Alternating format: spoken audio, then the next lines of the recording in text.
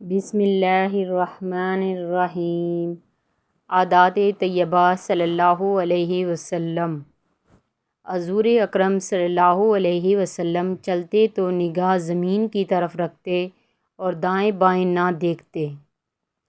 کسی چیز کے ٹوٹ جانے پر غصہ نہ فرماتے۔ رات کے وقت کسی کے گھر جاتے تو ایسی آواز سے سلام کرتے کہ جاگنے والا سن لیتا اور سونے والا نہ جاگتا۔ اگر ناراضگی کا اظہار فرماتے تو چہرہ مبارک دوسری طرف پھیر لیتے۔ خاص مہمانوں کی مہمان نوازی بنفس نفیس کرتے۔ کسی کے گھر تشریف لے جاتے تو دروازے کے سامنے نہ کھڑے ہوتے، دائیں یا بائیں کھڑے ہوتے۔ اگر کسی کا نام پسند نہ ہوتا تو نام تبدیل کر دیتے تھے۔ بیمار کی مزاج پرسی کے لیے تشریف لے جاتے، جنازے میں شرکت فرماتے۔ 3 دن سے قبل قرآن پاک ختم نہ فرماتے تھے۔ نفلی عبادات چھپ چھپ کر کرتے تھے۔ صحابہ کرام رضی اللہ تعالی عنہم اجمعین سے ملتے تو مصافحہ کرتے اور دعا دیتے تھے۔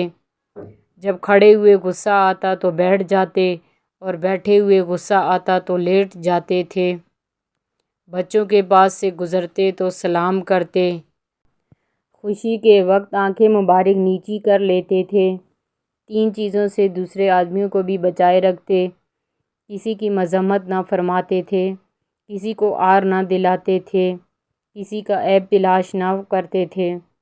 اپنے وقت کو 3 حصوں میں تقسیم فرماتے، اللہ تعالیٰ کے لیے، گھر والوں کے لیے اور نفس کی راحت کے لیے۔ ازواج مطہرات کے پاس ہوتے تو بہت نرمی اور خاطرداری فرماتے، ہنستے بولتے۔ گھر کے کاموں میں خود کو مصروف رکھتے، جیسے گھر کی صفائی، مویشیوں کو چارہ دینا، بکری کا دودھ دوہنا، خادم کے ساتھ کام کرنا، بازار سے سودا لانا، اپنا جوتا خود سی لینا اور پیوند لگانا وغیرہ۔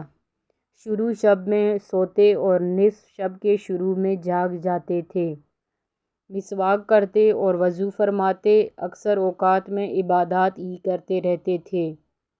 آرام فرماتے تو داہنا ہاتھ اپنے داہنے رخسار کے نیچے رکھتے۔ سوتے وقت کوئی نہ کوئی سورت ضرور پڑھتے تھے۔ کبھی چت لیٹتے اور پاؤں پر پاؤں رکھ کر آرام فرماتے تھے۔ عشاء سے پہلے کبھی نہ سوتے تھے۔ سونے سے پہلے وضو فرماتے تھے۔ رات کو سوتے وقت سرما لگاتے تھے۔ جزاک اللہ۔